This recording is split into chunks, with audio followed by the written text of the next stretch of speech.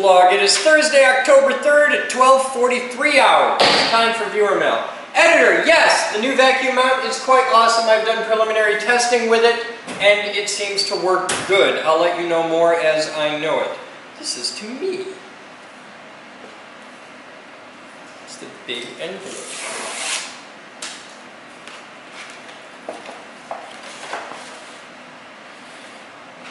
It's from the GH Foundation. Oh. In Oxnard, California.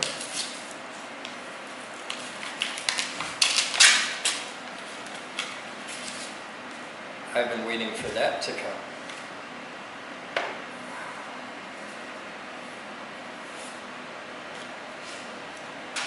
The Gene Haas Foundation is pleased to enclose a check in the amount of, wow, as a grant to support infrastructure upgrades. This grant is subject to the terms set forth in the grant terms and conditions. The cash and grant check you're indicated you're agreeing to these terms. As the Gene Haas Foundation is a 501c3 nonprofit organization, it is not necessary to issue a tax receipt for this donation. If you wish to send a letter expressing your organization's appreciation of this contribution, please mail your correspondence to the name and address specified above. It is not necessary to send tax receipts, thank yous, letters, and grants as part of our support for the community, and no thanks is necessary. You're getting it anyway. The Gene Haas Foundation wishes you and your organization every success in your important work. If you have any questions concerning this grant, you can call us and tell us how awesome we are. And then there's the rules to that which we can and cannot do. Moose, I have, it's a very, look at, you can tell it's a big check because you can see how big that check is. It's a very good check. So, Moose, as with all donations, this goes directly to you. Please sort that out. Let's finish viewer mail first. All right, I hope all the viewer mail's that good today. Let's see what else we got going on.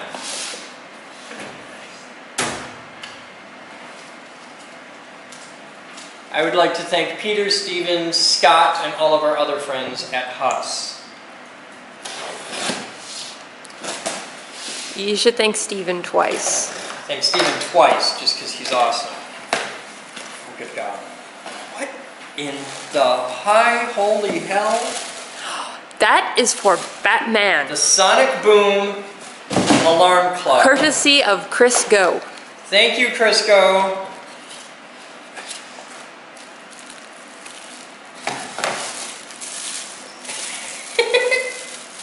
This is the whole thing. Alright, cool. I'm just okay. I think there is a market for an alarm clock that is truly obnoxious and is manufactured incorporating industrial warning systems like fire alarms and stuff like that.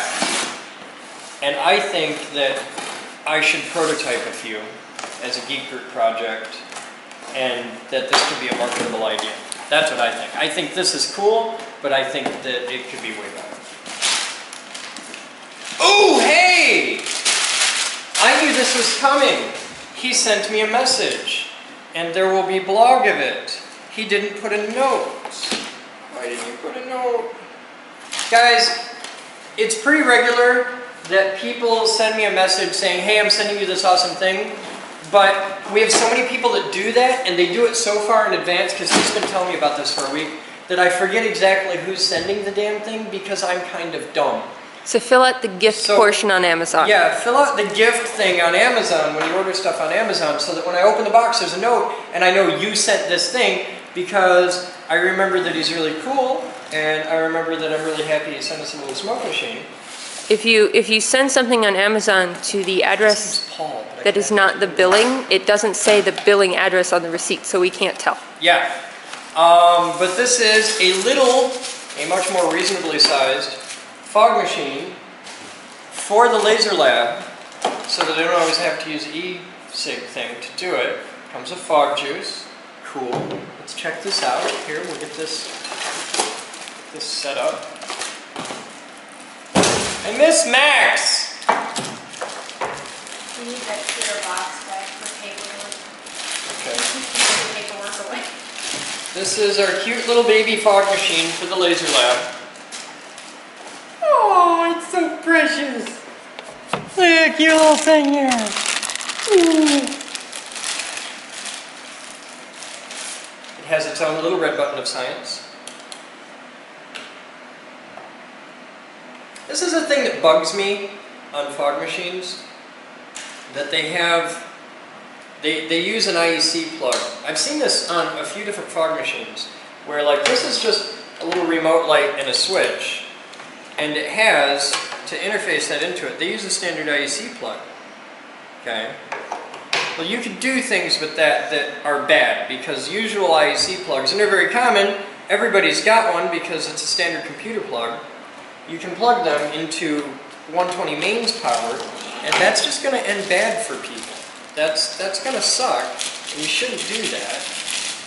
So, if you're designing a product, and it has to have an auxiliary little plug, I know the IEC mains plugs are ubiquitous, so they're really cheap, and that's cool, but it's probably not the best thing to use unless you're using that for your mains power connection. That's probably just a bad idea. I'm going to put this on here and mount the little thing, all professional-like. I really want to get, and I know we have a lot of people that watch the blog and that hang in the IRC that are professional DJs. If you have any old DJ lighting system stuff, I don't care if it's anything with this kind of mount, okay? I don't care what it is. Gobos, spotlights, pin spots, anything, especially interesting stuff that you don't use anymore, that's just collecting dust, or maybe it's a little broken or a little jank or something. Let me know, because we might be very interested in getting it donated.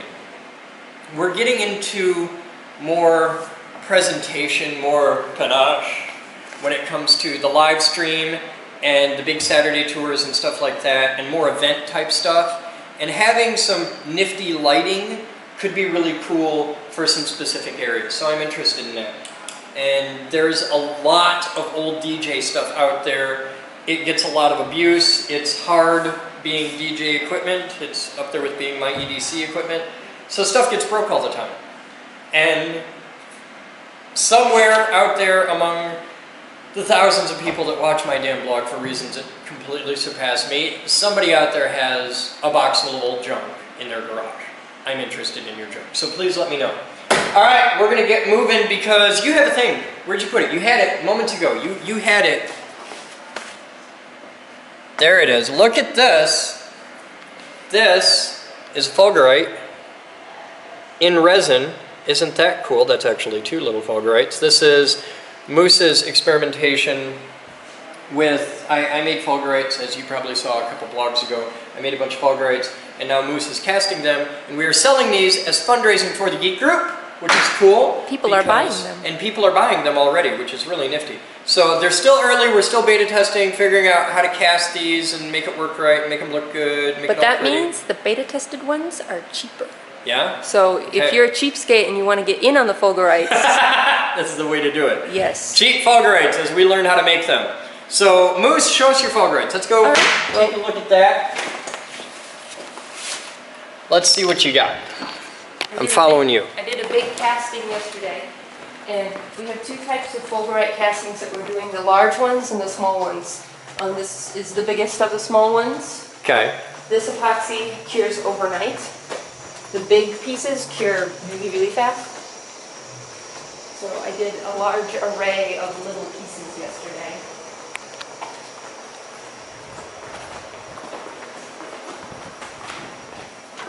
Hey, Rocco's here downstairs. Okay. Check it out. Look at that. All kinds of stuff. In a rainbow of fruit flavors, no less. Yes, I did some colorful ones. Cool. These make really nice Still like the big giant one the best. necklaces. See, I have my necklace on. Yay! Yeah, the paperweights are really cool, but the process when we make the fulgurites is for each big one, we have like a dozen little ones. Yeah, so we're doing a lot of little stuff. And these are finished pieces that people can order.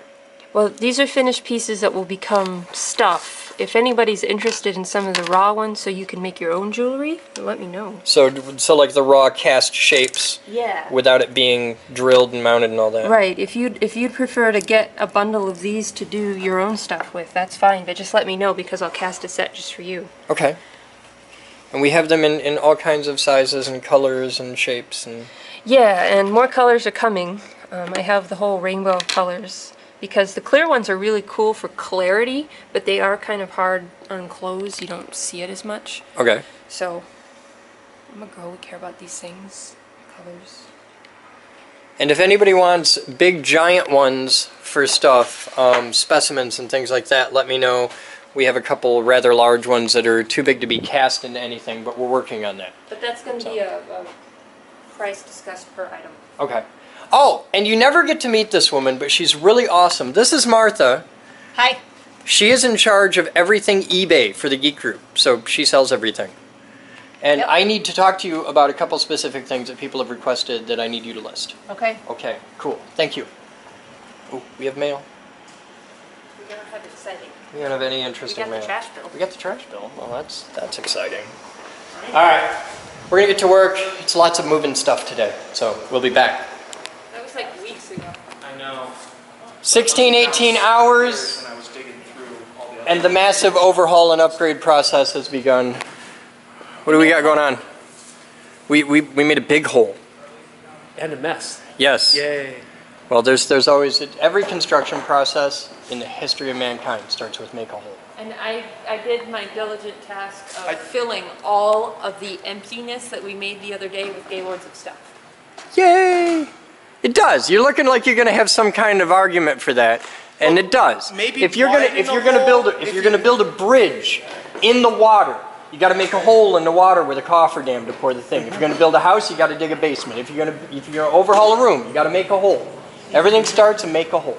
It's like a construction rule. You always start. If he's working on a car, okay, you got to start with make a hole, and you put shit in there. Or you start with, we have a hole, now we need to fill the hole. Yes, but it always starts with make a hole. The hole is only natural It enemy starts is with the the pile. hole. I will You'd be agree with amazed that. how many things start with a hole. You have that. Porn starts that way too. Really? Well, I guess it You depends. should have. All right, so what are you working on? You've got cable happening. Yes, so I'm sure AV would love to have their big, nice, long spool of cable back that we were only using 1/10 of to go across the room. Okay. So I went and found the cable that Fox donated us the other day, and I strung it across the cable tray along there, so we don't have this Okay. running across the floor. You gonna run it up through the hole? Because man, that'd be nifty. Yeah, there's no need for it to be on the floor out here. Run it up. You go up right there and see that hole Yeah, up there? that's master control. That's right? master control right on the We other can side of that. Add it to that. You that can do raft. it just boop. It's right in there. It's right in there. Isn't that awesome? That's pretty cool. It's almost like somebody took the time to drill a hole there and establish that cable run and maybe even install 3 feeds down here that have video and Genlock and audio. Wouldn't that have been slick? But yeah, that second hole up there is for that, and I'll probably have to add a third and a fourth as we go on. I guess those ends would fit through there. They'll totally fit through there, and you'll notice what you got here? XLRs. Yeah, but do you know what they mean? All right, this is your video feed. Okay. Okay. Now you've got 2 XLRs that are the same. That's your audio left and right. Okay, Oh, which okay. you don't really need, but you can have a second mic down there. This is for talkback. Intercom. Oh, Yeah. spiffy. So, master control can talk to you. Or yell at you. Or yell at you. Or I could yell at them. No. It's only one way? Yeah. They yell at you. That's it. Well, No, it's 2-way. It's part of the telex system. I was gonna say. Mitch! What are you doing? Nothing. You got voltage regulator stuff going on. Yes. All right, you want to show them? Yes. Okay, you ready to start? If you are. You're doing it. I'm just the idiot holding the camera. You tried to explain it. I was like, I know what you're talking about. We'll do the whole explanation on camera. I don't know exactly where the regulator is at. It can't be hard to find. No. I believe in you. You're a professional. You got mad I'm an skills. apprentice, not a journeyman. But apparently, Oh, you are? You're an actual apprentice electrician? yeah. IBEW? No, All that? I am part of the International Brotherhood of Electricians Union, but I'm an apprentice, electric motor apprentice, not a Oh, okay. electrical apprentice. So It's the International Brotherhood of Electrical Workers, the IBEW. yeah, I don't even know it, and I'm a part of it. That's okay. But apparently, if we can't find the voltage regulator, I could take the 3 leads from the regulator and switch them over to the jumpers. I'll bet you can find the regulator. It might even be labeled as such. You would think. But there was some numbers in here that weren't regular, or weren't numbered, so. Some leads that weren't numbered.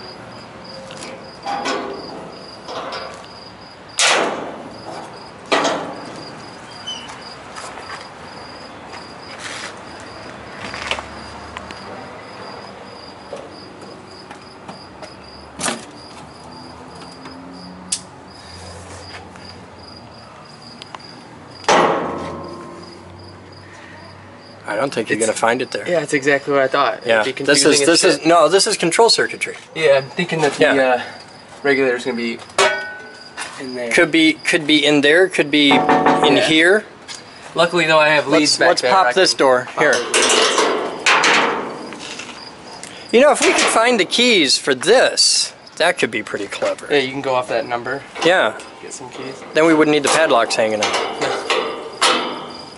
I don't know, until we get the fence, we might want. Fence is coming. Talked to the guy half an hour ago. Oh, you did? Yep, roofer guy's going to be here in another half hour. We're busy. Yeah, I'll have to grab some sockets and pull her apart.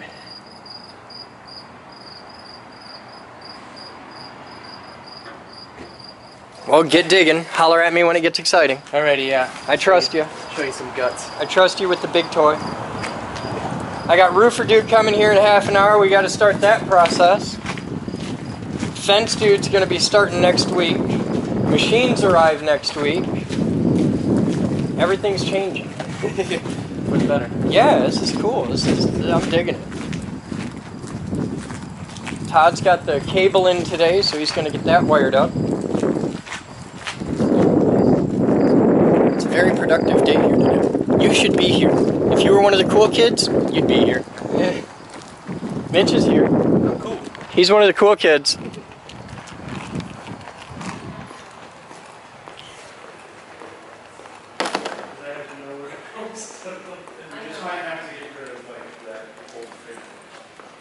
And then we can keep like the Does the induction fridge heater work? and stuff somewhere else. Well, we can keep the induction, no, it's not a fridge anymore, it's been gutted a long time ago. Okay. The induction heater can go back into the tool room, I still have the spot for it. Okay. I never took up the space for it. Okay. It looks much nicer already. Let's get this pile of stuff. what we were working Okay. Yeah. And then we'll clean floor. Hey, there's your diamond plate, Batman. Okay, so guys, the diamond plate and the flat materials can go onto a pallet. It doesn't have to be in a gallon, but we're gonna need to set up a new pallet plate. We can't. There's already some metal that's being leaned to get some plywood over there. No, because we have to move that. So the Okay. metal being leaned up needs to go onto this pallet. Okay. We'll get started on that. The Lindy has locking doors, is it cool to park it outside? Like right up against it, it's like you said. During the day, yeah, but not at night. Okay. Yeah, we could totally move down to the parking lot during the day though. Also, I have another forklift coming for us. What? It'll be one that we own. We just got one donated. I'll let you know when I know more, but that's... Oh, we technically don't own the cat, do we? Huh? No, we own it. That's ours.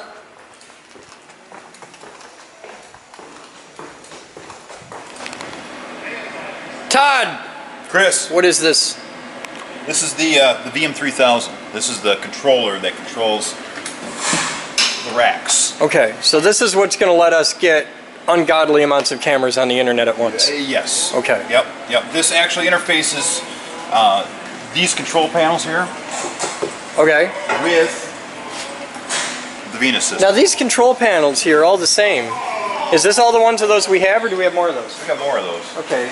Do these have to be right here, or can these be located throughout the building? Well, you got to have a fairly long serial cable if you're going to put it somewhere else. They What's hook up the- over serial. Okay, what's the limit to that cable length? I think it's 422, so whatever length distance. So pretty much I think how much, the like limiting is... 1,500 feet. Yeah, so it's whatever you got on the spool. Right. Okay. Right. But it's a long haul, and these are typically used for different control sections. What I'll probably do is map them out for different physical camera control areas.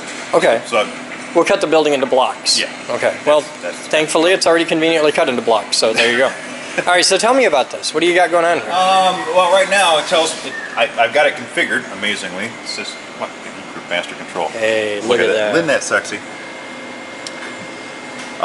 But this tells you our different pieces of equipment here: the AVP, analog video processor, master control. This is the server. It's just a piece. Now, can this recognize the MCC 3500 is this thing, right? Yes. Well, we have 3 of those. Can it recognize multiples? We can. Yep. Okay. I'm working on one thing at a time, though. Okay. I'm just Yes. trying to get an eye for the future here. Yep. This is the VM. This is the VM 3000. That's channel 2. All of this I'm calling channel 2 right now until I get everything rearranged, because our main channel is only 16 channels. But yeah, this, and then we've got the AVP on channel 2, which is that they actually work in conjunction with each other. Okay. And then I can actually control some of this stuff here. This tells me where my outputs are assigned, but right now, because I don't have, see, I've got no connections, machine control, but it tells me here, local cross point receive failure. And what are you going to do to fix that? Well, our wonderful IRC donated Boden 9505 cabling, and this is the guy, 75 ohm pairs. We've got 100 feet of it. I need to make 3 of these. How long? About, I don't know.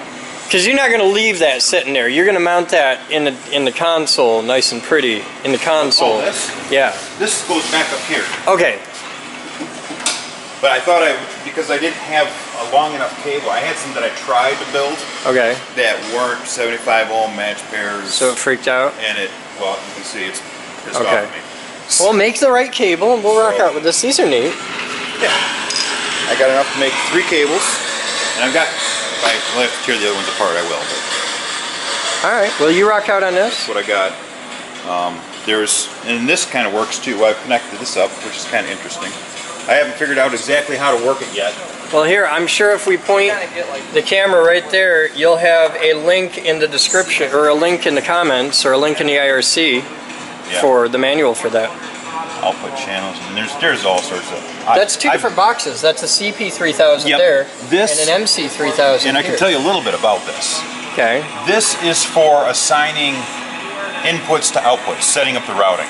Okay. So you can manually set up the routing with this keypad. This is for machine control. So if I want to, for example, program this machine interface, which is nothing but a whole box of relays. There's relays, and more relays in the back of it. I'm able to map these buttons to those relays in the back and control other machines. Which is why it has things like ready, stop, play. Yes. Yeah, okay. So that's what that's for. So I can select a machine that I've got configured here. I think it supports 32 different outputs or 32 different banks of machines. So yeah, we can have fun with it. This is cool. All right, you rock out. We'll be back. Thank you, sir. You're welcome. Potato! Why do we build awesome? It's not because we like showing off, though we do, and it's not because when science says, here's how the world works, we answer, great, now watch us bend it to our fucking will, though we definitely do that. No, we build awesome because we want to share the exhilaration we feel when we prove nature wrong, when we make something that shouldn't happen, or that can't happen, or that can happen but not whenever we please happen, goddammit. We want to spread the ability to take what the world gives you and turn it into something unexpected. We want to get people who would ordinarily be just bored or disinterested in math, science, and engineering to feel that spark. And we'll use irresponsibly loud noises and automaton-made handcrafts and musical fire and death rays and tiny stars and giant Newton's cradles and lightning machines and motherfucking robots to do it, because we can. You might not have the resources we do, but you can still get the people in your life excited about science. You want a tangible, recognizable, and it's worth mentioning easy-to-transport example of how humans can dictate the way our world works? Done. Solved. Shrunken coins. For instance, we take a US $quarter, coil copper wire around it, load it into our high-energy physics laboratory's impulse generator, and for just an instant dump frankly insane current through that coil, producing such powerful magnetic fields that the quarter compresses in on itself to the size of a dime, yet retains all of its surface features. And it comes in an educational packet explaining the science behind it. Not that you'll need that, since you'll want to carry that thunderbolt in your pocket. Available at thegeekgroup.org, now for only $10. 1959 hours. What's up, Doogie? Making a mess. Yeah? This kind of works. Yeah? What's it do? I hooked my camcorder into it, but since there's no Genlock, it makes that. Yeah, that's why you need Genlock. But I can fade to black. It's got all kinds of funny looking. Oh yeah, yeah. And then the standard. And I can pick the color. Oh yeah. You can probably set hue, saturation. Progress, man. It's something. You got the wire in, and we have a big, clean spot. Are you happy, Moose? I'm kind of bewildered, actually. Yeah. It's progress. We're getting the machines super cleaned. They're getting ready to go out. Everybody say goodbye to the TM1 and the TL1. They're going back. They've been sold. They're going to go out in the world and live long, productive lives working in somebody's shop. And we're getting all new machines. So somebody else's shop. Yes. Just not our shop. They're sold already as far as I know. That's what I was told as well. Yeah. That's pretty cool. I'm also coming to terms. Just putting the sheet router in a box. Good. I'm glad you're finally getting okay with that. You know what did it for me? What? It was When you had to clean over here? Yeah. All of the material was covered Yeah. in dust. Yeah, and that's going to happen soon. We're going to lay out a box. We're going to make just 2x4 walls, drywall, nothing special. We figured it's going to have another effect on the room too. much like the set construction. Quiet. Well, it will be quieter. A lot quieter. But I do have a feeling you're going to ask for the highest R value possible inside that wall. Yeah. Yeah. No, I don't really need to because it's all high frequency noise. So it's really easy to contain. Okay. Because that makes a very shrill sound. The higher the frequency of sound, the easier it is to control. But the vacuum makes a shrill sound, but even without the vacuum, this can be quite Well, I can't obnoxious. have too much of an R value because we've got to maintain. You don't want the room overheating. Right. And the vacuum pumps generate a lot of heat. Yes. So. I was wondering if we were thinking about putting some sort of exhaust from the ceiling out. Yes. Yeah. I'll have an exhaust from the ceiling out, and I'll have an air intake at the bottom. Cool. So that we can equalize the room and all that. Yeah. I am now looking forward to it. I'm on it. I'm on it. Question for you. What? On these audio mixers where it says mic line input, Yeah. that's mono? Yeah. Those are all mono. Okay. Yeah. That's your input number 1, 2, 3, 4. Okay. Now these are stereo line inputs, and you can see left and right. Okay. So got that one down there that the cord Okay. had been cut off of, so. Okay. Now, this is stereo line input, okay? And these are mic level inputs here. That's for this stuff down here. Okay, we'll figure that out. But the important thing to know is if something's set for a mic level, you can't put a line level input into it. In the audio world, you've got mic level, which is really, really, really low, really quiet. It's a very, and it'll have a preamp in here. Gotcha. And a microphone input will usually be a low impedance input. Okay, if it's a plug like this, that's a low impedance input. That's a balanced low impedance input, and it's going to be a really low value. Okay. Line inputs are a much higher level, like a lot higher voltage. And if you put a line signal on a mic input, you're going to blow the doors out of the place, and you can damage equipment doing that, especially with older gear that isn't quite so rugged. Line inputs have 2 different levels for 0 dB. It'll either be -10, which is consumer grade stuff. Anything with an RCA jack is usually -10. Not always, but it's a good rule of thumb. Professional gear, which is where you get into output plugs that look like this, 1/4-inch jacks, is usually at +4. Wow. And it's different dBs. It's -10 dB versus +4 dB. They're on 2 different scales. It's like dBm versus dBi. Nobody fucking knows. But it's -10 and +4. So you got to be careful with dealing with that. These are going to be your main outs. So these are what's going to feed to upstairs. So your 2 big cables on your dingus, that's your audio right there. You plug that right on there. Okay. So the right and left on this mixer actually mixes the mono into both channels then, or whichever one you choose. That might be a stereo mixer. I'd have to look at the back. It's the same sort of deal as this. Well, it'll have And this- so it has mono inputs and stereo outputs. Yeah. Okay. Same, like on here it says left and right. Yep. And then Now here I'm going to what's teach you. pan for? Okay, I'm going to teach you. All right. Here's what everything means, and it'll be in the video so you can review this. Okay. mic and line is that a microphone level signal or a line level signal? If you're just plugging a microphone into it, you leave this up. Okay. Okay, the little, see the top hat? It's high, that means mic. Yep. That means the switch is out. From the camera, it's mic. From the camera, it's mic. If it's your computer or something, it's line. Okay. Unless it's a microphone, assume it's line. And if you plug something in at line level and it's a microphone input, it'll just be really, really quiet and you won't hurt anything. But if you plug a mic level in on a line signal, it's going to, or yeah, if you plug a line level in on a mic preamp, it's going to be pissed off and you can break things. Okay. So always start out at line if you're not sure. Plus 48 volts is phantom power. When this is on, you're injecting 48 volts of basically bias down the microphone input cable. And you need this for condenser type microphones. Like our shotgun mics and that are all condenser type microphones. So they need that. If the microphone, if all you have is a microphone plugged in there and it doesn't work, press that, it'll probably work. Okay. If it's a dynamic microphone, they don't need that. It won't hurt the microphone. They're designed to withstand it. But you don't need it, and it's just a pain in the butt. Okay. This here is a low cut filter.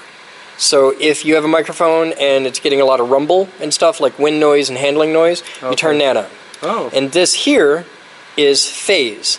If you press that switch, that is the same as wiring the wires backwards. Okay. Which on a single channel doesn't make a lot of sense, but if you have two channels, and one of your mics is wired wrong, or it's a different manufacturer, or God knows what the hell. It happens often enough that they put a switch there. Okay. Okay. It doesn't happen all the time, but it's enough that they put a switch there. That just changes your phase.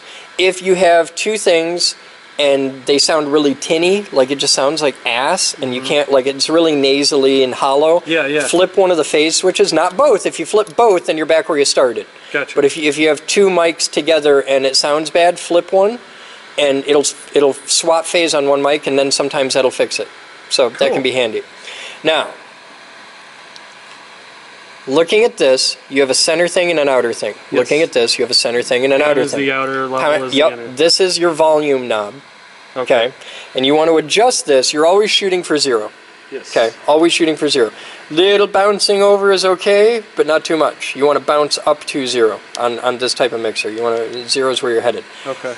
Pan, if you set this over here, hard left, then it's only going to send it to the left output channel. Okay. If you put it in the middle, and you'll feel there's a center detent, okay, that notch, then it'll split it between the two. If you pan all the way to the right, it goes all the way here. This is balance. Okay. Okay, it's pan, from panorama to this is a panorama. It's going left to right, okay?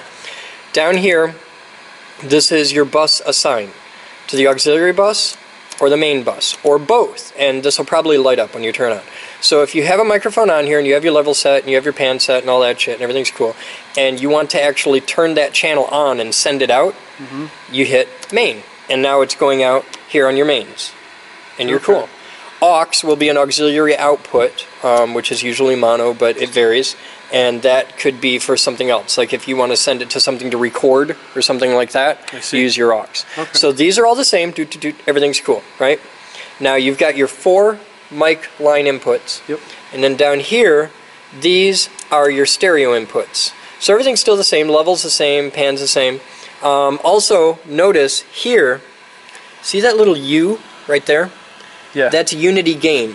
So when the knob is at the U, if you have a 0 dB signal feeding in, the meter here will go up to 0 dB on the output. Unity, everything below unity, you're pushing the level down, okay? And everything above unity, you're amplifying it up. So that's what unity gain does, okay? Now these aren't pan knobs here. See, over here we've got pan and level. Here we've got right and left. So the big one outside is right, and that's left. So that's independent volume control. And then this is setting up where things are going, okay? The little lights here are signal peak. You want these to just bounce with the beat. Every now and then they come on, not constantly. If these are on constantly, you're overdriving the inputs, okay? And this sets your where it's headed. So if you want output on the left, output right, goes there, and you're going to have to figure out this is input left, input right. I'm not 100% sure what this is assigning, but these are probably assigning out to here. So let's look over here.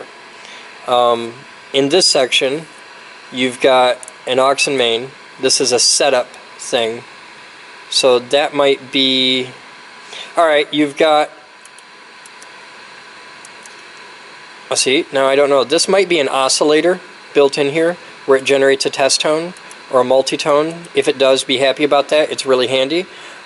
This is for tracing signals. It just generates, it makes this thing, when you press a button, this goes beep, and it sends a beep out these, probably a 1 kc test tone, which is useful for other parts of signal testing and stuff. But this has record and play buttons, so I don't know what the hell's going on here. You'd have to read the manual.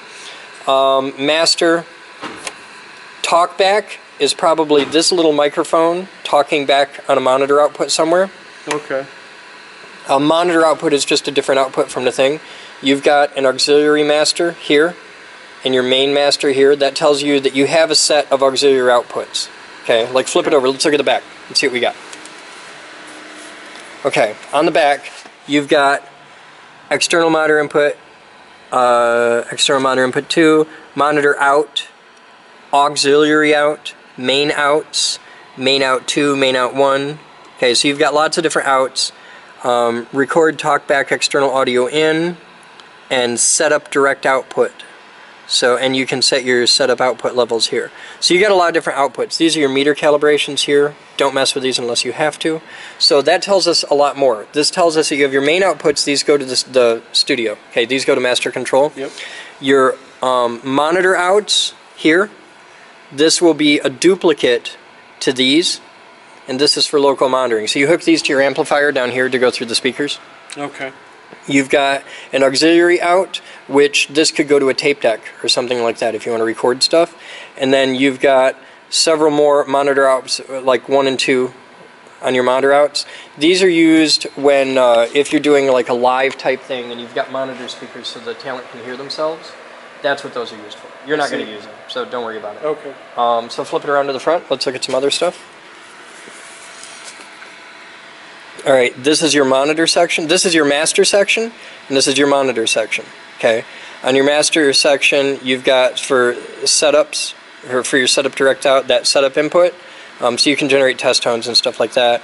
Main and aux out. Now these are momentary. These are talkback. So when you push this button, when you talk to that microphone, or you use your talkback input, it'll send it to the setup direct out. When you press this button, you're sending it to the main and the aux out. So you can press this button and talk through this microphone or your talkback input and send that to master control. Okay? Cool. This sets main output number 3 to either mic or line level. This is a limiter on your main output, which is kind of handy. You're going to want that on most of the time. When the little light comes on, it means you're hitting peak values. These are your main levels here. And then going down this is whether your meter source is either main or monitor. 90% of the time you want that up. Okay? This is what you want to send to monitor, either your main channels, both, just the left or just the right. The auxiliary channel for external 2. Okay? Down here, this is your monitor section. So this is your headphone volume, and this is your speaker volume. Remember I said you'd have your local monitor speakers? That's your speaker volume. And this is whether you're monitoring in mono or stereo. And then there's a lot of little fussy shit here with configuration switches. It's pretty explanatory. Like on single tone, you can set it to 400 hertz or 1 kilohertz. You want it at 1 kilohertz. So number 4 should be up. You look at number 4 and it's up, and that's where you want it to be. So yeah, cool. But it's stuff like that. This is stuff you'll never really have to mess with. So there's your crash course in a basic rack mount mixer. And the cool thing is everything that you learned there applies to every other mixer you'll ever touch. Like if you, everything that I just taught you here for like sends and you're not really getting into aux sends and returns, and that's a fucking nightmare on its own. But just the basics of mic versus line level, pan level, source assigns, and roll-off filters and phasing and stuff like that. You'll find all the same buttons on like the Mackeys and on the big Wheatstone, and that it's everywhere. So it's all the same stuff. And when you look at like a big giant mixing console, you end up with a fuckload of buttons really, really fast. But it's all really simple. It's like, okay, you have all these buttons, but all those buttons are just the same.